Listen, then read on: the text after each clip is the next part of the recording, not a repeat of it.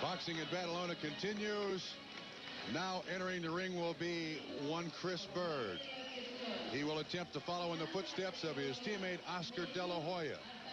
This match is for gold. Chris Byrd at 165 pounds, out of Flint, Michigan, 22 years old. The man walking in front of him, a very proud father. Joe Byrd is the first one to reach the ring apron. And of all the U.S. boxers, Chris Byrd has been the scoring leader.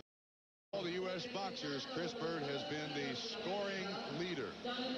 He has somehow figured out this scoring system and almost scored at will. His opponent, a Cuban named Ariel Hernandez.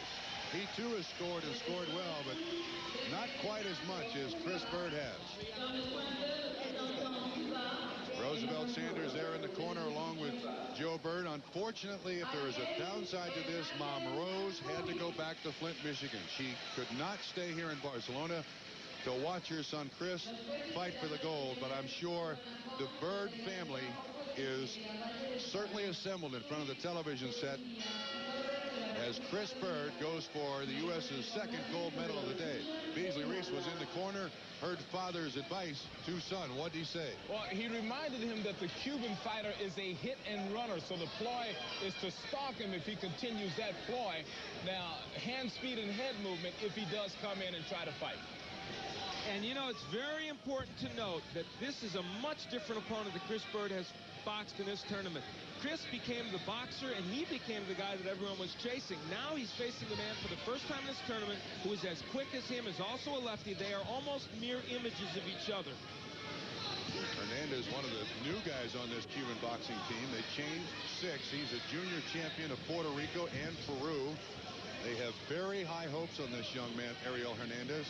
He's just 22 years old. They think in the future he could be a world champion, and they think he'll beat Chris Byrd here for the gold medal. Obviously, there are people that disagree with that, too. Yeah, he is a very fine young boxer. There's no question in my mind, a big part of Byrd's plan is intimidation. That's why he's smiling. He's putting his hands down. He feels that he wants to get to the mind of this Cuban boxer and let him know that he is not awed at all to be in there with him. You know, it might also help him, too, if the Cuban gets a little impatient. Chris Byrd is an excellent counter-puncher, slips an awful lot of punches. He wants the Cuban to come in. That's why Chris Byrd's not rushing in. That's not his game plan here. It's not his style. It's not the way he's been boxing this tournament. Even though he has scored in his 4 previous fights, 21 points, 16 points, 21 points, 17 points, I think he will settle for a low-scoring win. He just wants to win, and those boxers were coming to him. He didn't go to them. Well, he landed the left, so did Hernandez. Hernandez has got there on the scoreboard. Again, very similar, these Cuban boxers, all over the ring. They never stop running, or they never stop dancing. Chris Byrd tactically has a problem. He does not want to come forward against Hernandez, and so far in this first round, Hernandez has made him do it. We've only seen Chris Byrd fight one way in this tournament. It's produced him a lot of points. If he has to go to game plan B, does he have a chance? Well, let's remember the Chris Byrd we saw at the box office and trials and have always seen. It's a Chris Byrd that on the inside was effective. Good left hand by Byrd. He gets credit. He was effective, but it was a very difficult style to score. If he has to, he will go on the inside with the Cuban and see if he can muscle Hernandez and do this to him.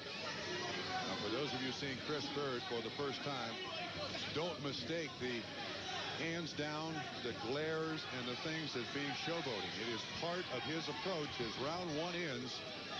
Byrd and Hernandez tied at 1 apiece. This is for the gold medal at 165 pounds. The referee, Jack Parcher, stops him for a moment.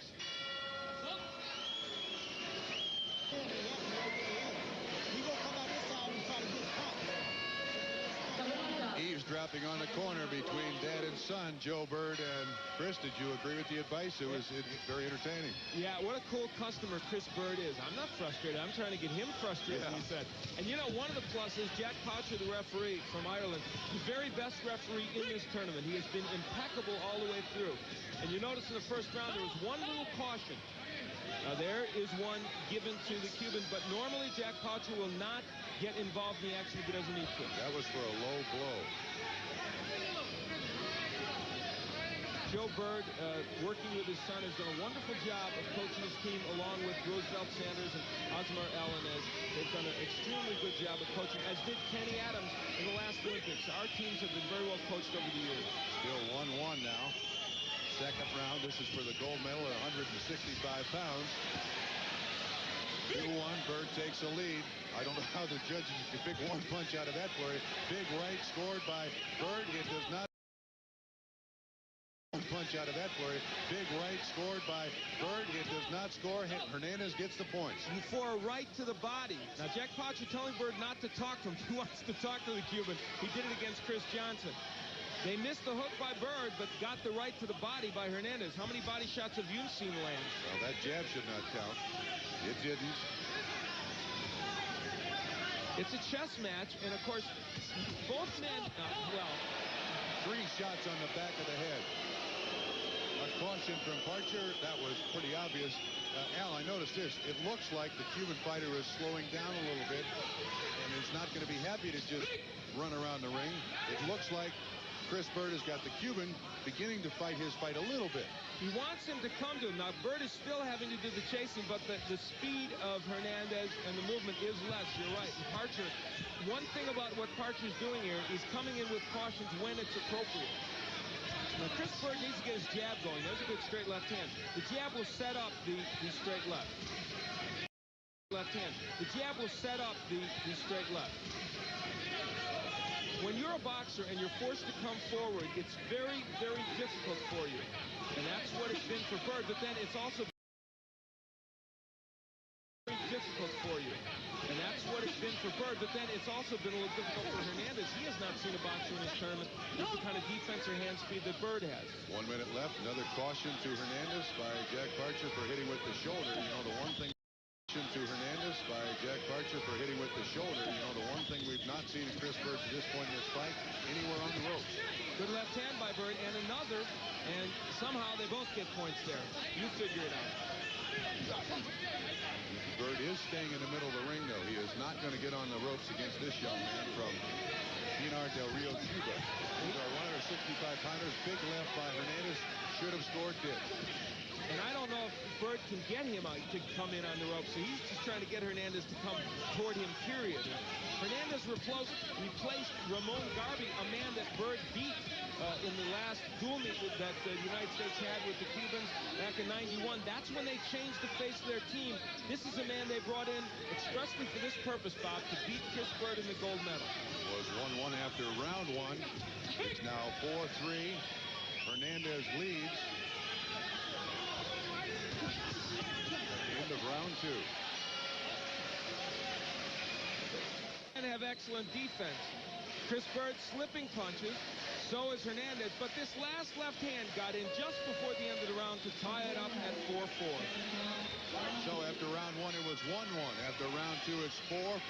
These two young men have 3 minutes to decide the gold medal at 165 pounds. Oscar De La Hoya has already won gold. He outpointed Marco Rudolph of Germany. And now Chris Byrd tries to become the second U.S. boxer to win gold. Beasley Reese overheard father talking to son. What advice, Steve? Well, the first thing Chris complained about his eye. Now, although it doesn't appear to be a problem, is Coach Byrd told him to punch and then run. And when he comes in, very basic strategy, beat him up. You know, we just saw a fascinating exercise. Jack Parcher cautioned Ariel Hernandez for slapping on a punch that ended up scoring. So 3 of the 5 judges didn't think it was a slap, did they? I'll go with Parcher. He's a lot better. Now 5-5, 2 minutes to go. There can be ties in amateur boxing under the electronic scoring system. We've not had one yet, but there can be ties. Did that hook score? Yes, it did for Hernandez. He takes a 6-5 lead. And they will go then to the individual computerized scoring of each judge. And if that produces a winner, that will be the winner. They throw out the high and the low, and it's total punches thrown. 6-5, Ariel Hernandez of Cuba leads. Chris Byrd out of Flint, Michigan, one of 8 children. the son of a General Motors assembly plant worker for the last 35 years, who is in his corner, the head coach of the U.S. boxing team, Joe Byrd. There, a caution to Hernandez for not stepping back on the break. 7-5 now, Hernandez. Where did that punch come from? I'm not sure. Wow. You know, the interesting thing is, there's a good left by Byrd. Doesn't get there, but there's a good left. He's going to have to be busy on the inside, Chris Byrd. It's a very close match, and he knows that. He's going to have to, when he gets on the inside, be very busy. Good right hook by Byrd, and it counts. 7-6, still able to slip some punches. He's got to give himself some space here now. 7-6. Byrd is a better inside boxer than the Cuban, I believe, but he needs to get busy, and that was a good shot by Hernandez that lands. Where that punch came from, I have no idea. The one that made it 9-6. So Byrd is going to have to really put on the speed if he is to win this gold medal. Because he's very aggressive. He's got 50 seconds to impress 3 of the 5 judges at ringside. 9-7. He landed 40 seconds. He landed yet another right hook that didn't make it on the scorecard. Good jab by Byrd, and they give the punch to Hernandez. Good work, judges. 30 seconds to go. Chris Byrd. Oh, that right will probably, yes, it did. No. Straight right. Hernandez counts and Byrd doesn't. 20 seconds to go. Good hook by Hernandez. Chris Byrd, that was a slip. I don't believe that'll count as a knockdown. Chris The clock stops. He has one hope now, Bob. Throw repeated jabs and start nailing him with that straight left hand to try and score a lot of points. That's all he can do now. 15 seconds to go. Chris Byrd at 165 pounds is going to lose to Ariel Hernandez. Hernandez will win the gold. Chris Byrd will have to settle for the silver. Frustration on the face of Chris Byrd. Al, you called it. This is a different kind of opponent than he's faced. He did not beat the guy.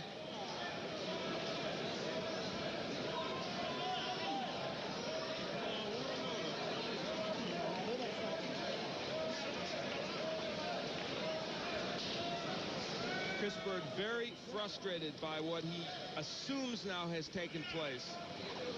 It's a close bout. You can make a case either way, but you can't say he was robbed.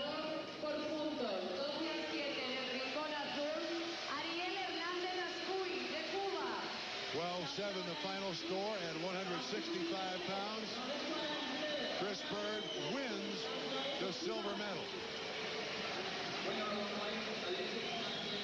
Hernandez was able to frustrate Byrd. He couldn't score as many points as he had in his previous fights. He made Chris Byrd come forward. It didn't work for Chris, and Beasley is with him now. Chris, I know it didn't turn out the way you wanted it to. How difficult is it to fight a guy that's running in a circle? Very difficult. We both boxers. Now, I thought he would, like, settle down in this fight and just fight me, you know, box back to back, but he just kept running. It's very hard. Looking back at it, is there anything that you changed? You've had a second or two to think about it. Well, I just thought about in the ring. I wanted to change my style in the second round because I couldn't catch up with him in the first. He was moving so much. And there's just nothing I could do. He was just moving too much. Well, congratulations on a silver medal. Thank you.